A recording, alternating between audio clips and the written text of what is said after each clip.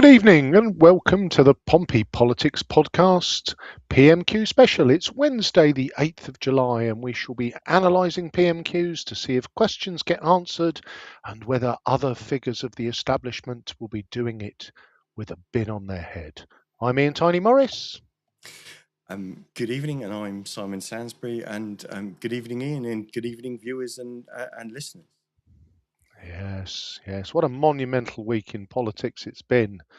I guess in the interests of time, though, we need to dive straight in. Am I right? It's a travelling reserves week this week on PMQs.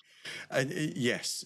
So this week with the PM at the NATO summit, we've got Deputy Prime Minister David Lammy standing in for Sir Keir Starmer, and we've got James Cleverly as standing in for Camus Badenoch, and we've got Daisy Cooper standing in for the Lib Dems. So yes, so it's the reserve team as you say. And just before we kind of go on to that, please do, if you like what we're doing and you want to see more of it and make sure you don't miss the next one, please do give us a like, follow, subscribe, or give us some comments in the chat. We'd like to hear what you've got to say about the questions and indeed whether there are actually any answers. So should we get straight into it, Ian? Let's do it. Let's go. Paul Holmes. Thank you, Mr. Speaker. And can I entirely associate myself with the Deputy Prime Minister's opening and personal remarks? Mr. Speaker, the Prime Minister and the Right Honourable Gentleman from Makerfield are both proud football fans. So given that the Deputy Prime Minister clearly thinks the Prime Minister has always been match fit, how does he feel that his own MPs are given the boss the red card and brought on a left winger to get them out of the relegation zone?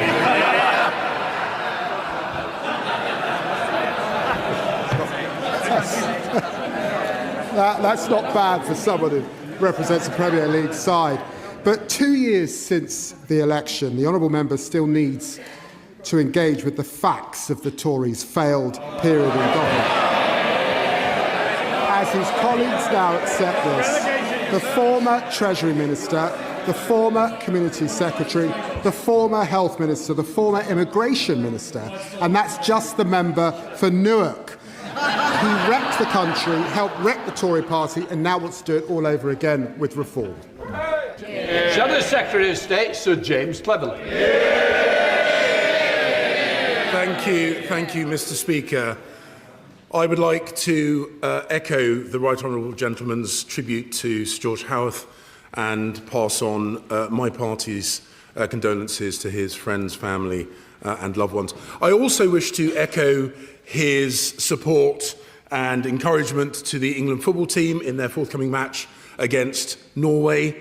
And of course, I will echo his words about those people murdered on 7/7, their friends, their families, but also pay tribute to the emergency services that did so much on that day.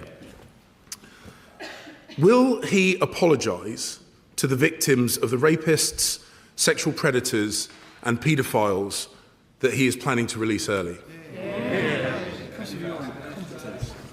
Well, Mr. Speaker, I'm delighted to welcome the Shadow Housing Secretary to the dispatch box. He, of course, could have been doing this job every week if he were better with numbers. He's the Foreign Secretary. He was the Foreign Secretary in government that botched Brexit, the Home Secretary in a government that decimated neighbourhood policing, and one of the shortest-serving education secretaries in our history. Now, he asks about a very serious issue, and every decision we have taken has been based on public safety and delivering justice for victims.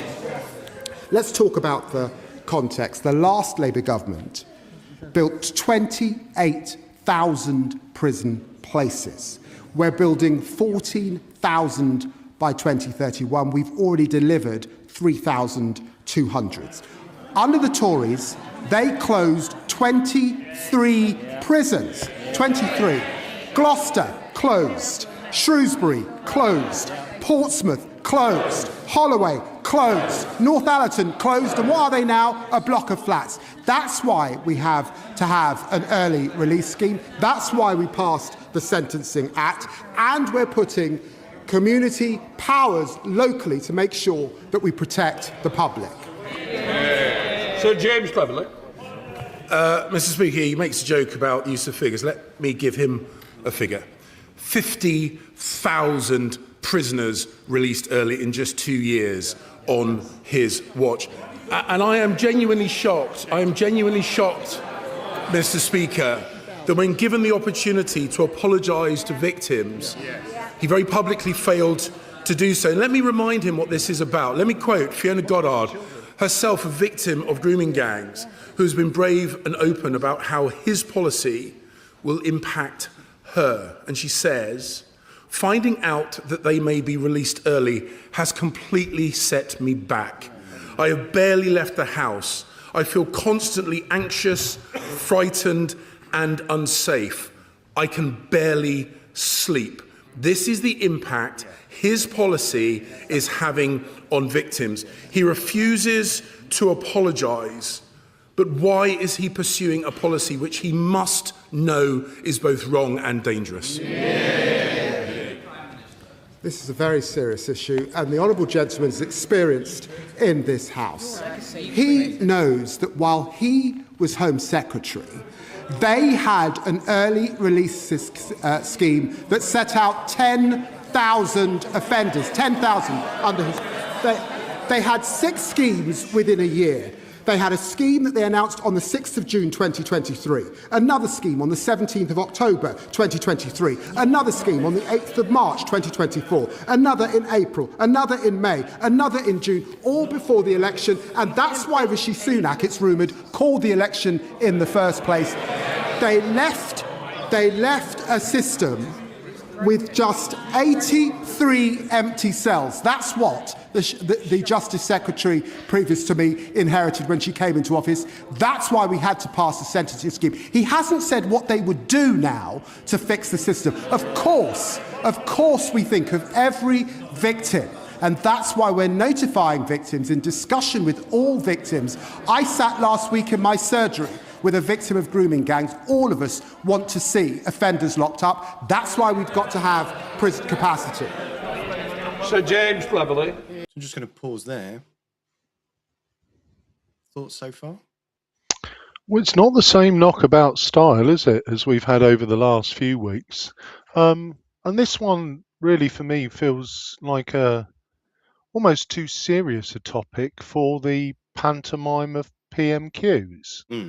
I mean, ultimately, the prison population was at a level where, the reality was there was nowhere to put the freshly caught criminals. So there is an element of amongst, the hard job of any government is then to risk assess which ones you let out and which ones you keep in. So for me, it's almost very distasteful because you can't magic prisons out of thin air. No, they don't grow on cheese. They're not flat pack. You can't just kind of knock them together in 5 kind of minutes. But like you say, there's a very, very serious element, and people, victims, quite understandably not feeling safe if the perpetrators of crimes against them are being let free. Yeah, and the justice system, without wishing to go too deep, always has this element of there are very few sentences which, when the judge bangs the gavel and picks a number, there are very, very few offenders that will serve that length of time. Yeah. Early release is part of the sentencing process. It is that element where, building bigger prisons, I have absolutely no problem with it. And for me, if you sentence somebody to 5 years, they should serve 5 years. It shouldn't be 2.5 years served, shrug, oh, go on then. So for me, not very comfortable with this as an attack, or even, the sort of defence line of, well, you were awful. Very valid, but I'm not sure this is one for the pantomime of PMQs. No, indeed. Let's see what happens with the rest of the panto, shall we? Mr. Speaker, he talks about 10,000 early release over 14 years of Conservative government. They have released 50,000 in 2 years. And he knows it's wrong. He is a good man. He must know that it is wrong to release 5,000 serious criminals, including rapists, including paedophiles. And not only does he know it's wrong, but his party knows it's wrong. 400 Labour MPs and not one voted to support the government's policy in the vote last night. They know it's wrong. The country knows it's wrong, but he insists on pursuing it anyway. So if he will not change course, will he at least make this guarantee that not one rapist or paedophile will be released early later on this year? He hasn't proposed what they would do if they were in office. They released 10,000 with 4 different schemes, no impact assessment when they released them, no victim contact when they released them, no warning. They did it on the sly. And let us be clear, yes, we've got more probation officers. They, of course, cut probation, decimated it because of Chris Grayling. We've invested £700 million in probation. We're rolling out the largest programme of tagging in our history. We're forcing offenders to stay boxed in certain areas rather than where victims are. We're creating alcohol, pub, football and driving bans. We're implementing income reduction orders, and we're expanding chemical castration for sex offenders. None of it happened when they were in power. Sir James Cleverly.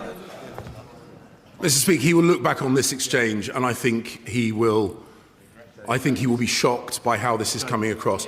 No apology to the victims, no guarantee that paedophiles and rapists will not be released early.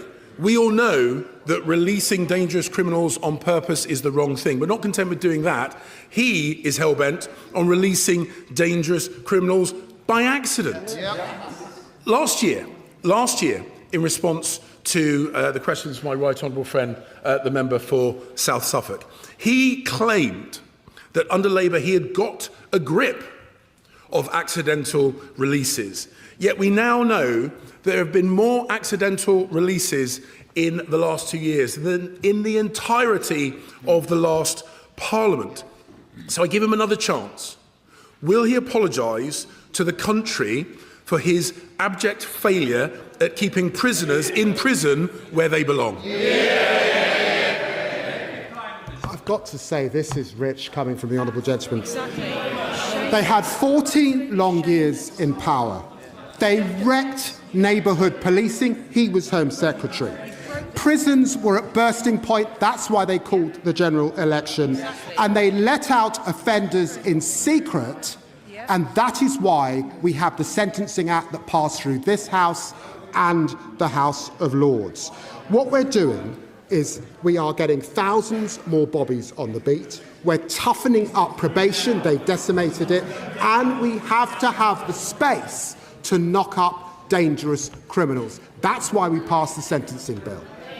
Sir James Cleverly. Mr. Speaker, it's the dangerous criminals that he is letting out early. So he refuses to apologise to victims, he refuses to guarantee that sexual offenders and rapists will not be released early. Another thing that the country and indeed this House knows instinctively is wrong is his personal crusade to scrap trial by jury. We know that it will not clear the backlog. We know that it undermines fundamental British freedoms, and we know the legal profession is united against it. So will he now admit that it is wrong, and will he commit to reverse his proposals to scrap trial by jury? Well, let's be clear, Mr. Speaker. There is no proposal before this House to scrap trial by jury. The honourable member needs to do better and get on the detail. There is a threshold change. There is a threshold change Margaret Thatcher made a change to jury trials. David Cameron made a change to jury trials. The vast majority of criminal cases in this country are dealt with by magistrates, again, which they cut. We're restoring the magistrate, and they can do more. We're investing in our courts. They ran our courts down. We're modernising our courts. We're introducing digital ID, and we need reform. Sir James. So I'll just pause there. So we moved on from intended early release to accidental release to then you're getting rid of jury trials. Yeah, it's I mean, none of this is new news, is it? No. You know, the accidental release, I think, you know, there were a couple of high profile cases last year, and then the stats said, yeah, kind of But there happens hasn't been every anything for a while, so it's no, kind of no, odd to pick it up now. yeah, I mean, he's obviously gone at it. It's like, well, you know, a couple happen every week, and then, you know, oh, you're looking to abolish jury trials. Well, you know, jury trials are expensive. You know, you could argue about their effectiveness, and you know, there is a massive backlog in the courts. It just a very odd attack line. It was almost like it feels a bit of it's a back of the fridge attack line, isn't it? You know, what are we going to have for tea? Oh, I don't know. Oh, I found some eggs that aren't that far out of date and a bit of cheese. Should we do a cheese omelette? It just doesn't feel like a. You feel like it's a scrabbling around for something to. Yeah, it's like, well, we got to say, you know, we got to challenge him on something. Yeah, I mean, it's different, isn't it? That James cleverly taking that very terribly senior management tone. You know, and yeah, it's not wowing me today, Simon. No, Maybe I've enjoyed Kemi too much over the last few weeks, but yeah.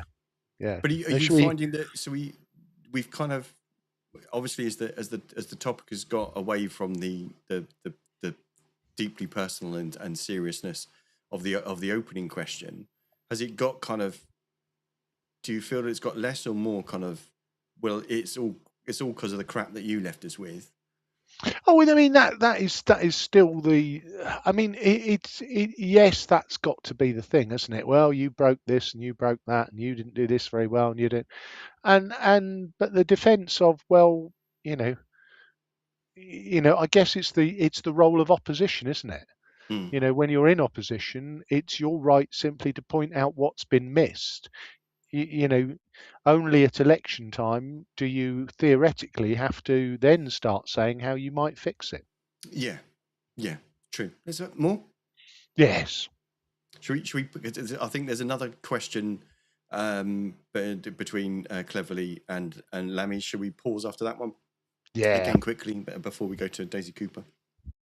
Cleverly. Mr. Speaker, he talks in glowing terms about what he's claiming to do. What we are actually seeing this government doing is stripping money from where it's needed and squandering it on the welfare bill, which is ballooned by £20 billion this year alone. And he talks about getting over the detail. Here's a simple detail for him. When I was Home Secretary, we had more police officers than at any point in British history. Since taking over, that number has dropped by over 2,000 officers. Mr. Speaker, at the dispatch box last week, my right honourable friend, the Leader of the Opposition, highlighted this government's failure to defend us internationally. Today, I have outlined his failure to defend us domestically. If the soon-to-be Prime Minister... Is he in the room anywhere? No. If the soon-to-be Prime Minister does not want to be complicit in his failure, he should come out and condemn this plan, not just hint that he opposes it. Because if Labour cannot protect the citizens of this country, either domestically or internationally, then what on earth is the point of them? Mr. Speaker, he insists on proving that he can't count. We lost 16,000 police officers when they were in power. Mr. Speaker, the British people haven't forgotten what the party opposite did to our country. After 2 years of a Labour government, I'll compare our record every day of the week. Their record is the biggest fall in living standards in recorded history. Our record is the biggest upgrade to workers' rights in a generation. Their record is wrecking our criminal justice system. Our record is bringing down violent crime. Their record is millions of people stuck on NHS waiting lists. Our record is cutting NHS waiting lists, the fastest rate in history. Their record is cutting defence. He was a reservist. They hollowed out the armed forces. Our record is the biggest boost to defence spending since the early 1990s. And their record is plunging hundreds of thousands of children into poverty. Our record is lifting 500,000 of children out of poverty. I'll take our record over theirs any day of the week. Daisy Cooper, Deputy Leader of the Liberal Democrats. So we'll pause there. So James revealed his hands. Yes. He revealed his hand, didn't he? Ha! Last week it was international. This week it's domestic. Now I see where. This was a point that Kemi, was it last week or the week before? She kind of tried to end with that. Well, what is the point of you if you can't do all of the, what is I don't know quite how effective it is. Obviously, it's going to land well with your own supporters, but to be fair, you could probably reflect the same thing back at the Conservatives, because. Well, it's as we touched on a couple of shows ago, isn't it? It's that we live in a time where, but what have you done for me lately? And we've heard Sir Kay the last few weeks list this glowing arrangement of great things he and his party have done, to which the answer is, so why are you resigning? So great, why are you going? Yeah, and it's that element. You can look at two sides of the same coin. You can, the last point made by David Lammy there was lifting 500,000 children out of poverty, and James cleverly squandering billions on an ever-expanding welfare state. Both statements can be true at the same time. It's just how you choose to perceive what the government is doing. So I think it's now time for one of my absolute favourite politicians of all time. It's Daisy Cooper. Look, I'm sorry that we've kind of deprived you of anyone kind of zip lining or bungee jumping. Yeah, no, there's been no bungee, but Daisy is one of those people that every time she stands up, she never fails to disappoint me. So let's have a listen to what she's got to say. Okay. I've got an idea, but we'll wait and see. Okay. Clearly others feel differently, but let's listen. Thank you, Mr. Speaker. May I associate myself and my party with the Deputy Prime Minister's tribute to Sir George Howarth, his remarks about the 7/7 bombings and all those who live with the consequences of that terrible day, and wish England good luck for Saturday evening. And as the UK braces for its 7th Prime Minister in a decade, can I also thank the Deputy Prime Minister for our exchanges and wish him well in whatever role he may have.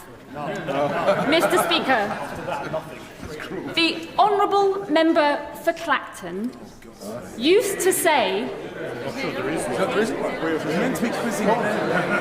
Mr. Speaker, the Honourable Member for Clacton used to say, leave means leave.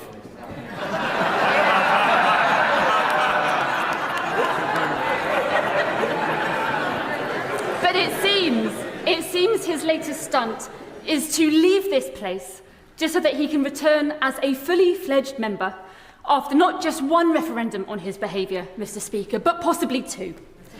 So will the Deputy Prime Minister join us in urging the Chancellor to delay the Honourable Member for Clacton's resignation until the investigation is complete, so the good people of Clacton have all the facts before they cast their votes, and failing that, will he support our Clacton clause, so that even once the Honourable Member ceases to be an MP, the investigations can continue?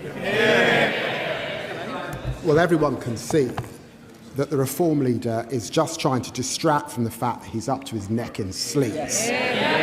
He's got serious questions to answer and he can't run away from them. Labour isn't going to be part of this circus. I hear it's the people versus the establishment, the city trader Putin admiring professional politician who's pals with crypto billionaires versus Count Binface.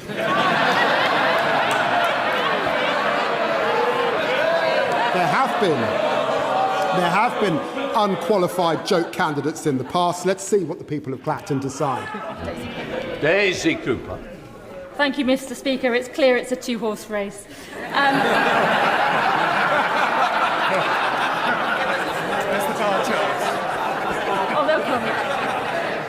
Mr. Speaker, on a more serious and very sombre note. On a sombre note, Mr. Speaker. On a sombre note, MI5 has defended in court an agent that they knew to be openly misogynistic, obsessed with violence, and who used his position to coercively control his girlfriend Beth and attack her with a machete. To add insult to injury, MI5 also gave false evidence to the court. So will the Deputy Prime Minister use this opportunity to offer Beth a full apology on behalf of the government? And will he use his position to bring back a full Hillsborough Bill next week, which covers the security services, so that we can pass the law before the summer recess? Well, she raises a very serious issue, of course, and I will arrange for Beth to meet with the Security Minister to discuss this in detail. She also raises the Hillsborough Bill, and I'm confident that this will be before the House in the coming days. Emily Darwich. Okay, so that's us looking at the Deputy Leader questions from this week's PMQs. So two different subjects then from Daisy Cooper. Yeah, let's do them in, if you're all right, doing them in reverse order. I'm not Okay. aware of the case she's referring to. That's not me sounding defensive and saying I can't comment. It sounds serious, so I don't really want to comment on that one because I don't know anything about it. But on the first point, I'm not a Daisy fan, but I thought she was on top of her game there. Leave means leave. I guess we've got to comment on it, haven't we? It feels like an opportunity missed if we don't. I just think that there's a principle at work here, is that at the end of the day, every MP has rules that they need to abide by, and where there is suspicion, it's absolutely right that there should be an investigation by their peers that concludes whether something nefarious took place, with potential sanctions if it did, and those can lead to essentially a suspension from Parliament or the opportunity for a recall petition to take place in their constituency, and if I think 10% of their constituency vote for it, then essentially there is a by-election. So it kind of seems there can only be really, if your decision is to say, well, everybody's against me, everybody's got it in for me, I'm just going to lay myself before the good people of Clacton. Isn't it surely reasonable and logical that, okay, you lay yourself before the people of Clacton once they've had an opportunity to hear actually kind of what the case is? It's like asking the jury to rule in a trial when only the defence has made their case, but the prosecution hasn't said anything yet. I actually think it's worse than that. Okay. I think it's almost a referendum on sleaze. This isn't important, so yeah, okay. Because ultimately, whatever the investigation finds, the ultimate sanction that I believe they can impose is to recall and a by-election. Yes. So if Nigel chooses to stand in that by-election, then he's kind of ahead of the curve now. So I think it is a publicity stunt in terms of, well, if the investigation finds against him, he can make all sorts of huffing and puffing noises, because there's that element of, well, we gave the people of Clacton a choice and they overwhelmingly voted for me. So there's almost that element of, if I draw another parallel, something, and I'll probably have to explain this to you, but the president of the United States basically phoning his mate at FIFA saying, "Can you just forget about that red card for the USA's star striker?" Oh yeah. You know, and it was just, for me, it was kind of a, well, the rules don't apply. Yeah, rules are for other people, and I know Rules are so for much about this losers. game, but I'm going to speak for 5 minutes to the press Yeah, where I quite clearly demonstrate I know fuck all about the game. yeah, yeah. And I genuinely think this is out of the same playbook. Yeah, That the rules don't apply or don't matter, or that the electorate doesn't care. So I know I've seen comments online about, well, the parties know they can't beat Nigel, so they're not standing. No, I think the parties know that this is a charade. yeah, It's a massive publicity stunt, and we will have no part of it. yes. And my absolute, complete, and utter hope at this point is hashtag bin for the win. It would be a feat of irony if Count Binface, who so far is rumoured to be the only candidate, as you said, the other major parties have all basically said they want no part of this basically charade. I think, I can't remember where I heard it, but someone saying we're not going to join the clown and give him a circus. Yeah. So, yeah. He By got all means, have he a vote, but have a vote yeah. after the process is concluded, and then the electorate can decide what they decide. But because I'm also, I think it's also the case that while the by-election is going on, the investigation can't continue. No, And it isn't going to make any pronouncements, because obviously that would be Yep. implied as trying to amend, trying to affect the result. So it's kind of dead cat territory of, if I do this and just hope that something other shit happens and we all forget about this, Yeah. who knows? It just kind of seems. Well, and this is the fascinating bit, though. Now the die is cast, isn't it? Yes. 46% voted for Nigel last time. Yes. Means 54% didn't. Yes. And if those percentages remain the same and the two candidates are Nigel Farage and Count Binface, well, and it's difficult, because for me, we've been doing this for 7 years, and we try not to treat politics as a charade, and we try not to be cynical, and we so there is an element of, I think, legitimate reform supporters would probably be critical of me, or perhaps us, for taking our bin supporting stance. Well, you've already got the bin; it's just got someone else's name on it. Well, this is the element of, for me, Simon, you opted to pull this stunt. Yes, you've pulled And this ripcord. if it comes undone, and you metaphorically get bitten on the bottom by a man with his head in a bin, there is an ironic justice to that I will be delighted with. Mind you, what's an MP's pension like if they get? Probably not as good as the one he's already got from the EU, and not as much as the interest he's probably earning on what's left of the crypto millions. So no, but every little helps, right? I don't think he's going to be short of a shilling, because I also think, let's be honest, very charismatic. He earned £100,000 a year from the little video service. He is not going to be short of a shilling, even if the bin gets the win. Well, we shall see. But we'll have to watch that with. We'll see whether that bin collection takes place. You're struggling now, aren't you? Yeah, I am. I'm sure. Yeah, Perfect. it's just Yeah, rubbish now. we'll We're do getting that.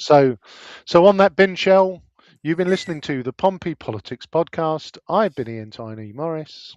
I've been Simon Sansbury. Please do remember to give us a like, comment, a subscribe, follow us wherever you're catching the podcast. Thanks very much for joining in, and we shall see you next time on Sunday at 6:27. See you then. Bye.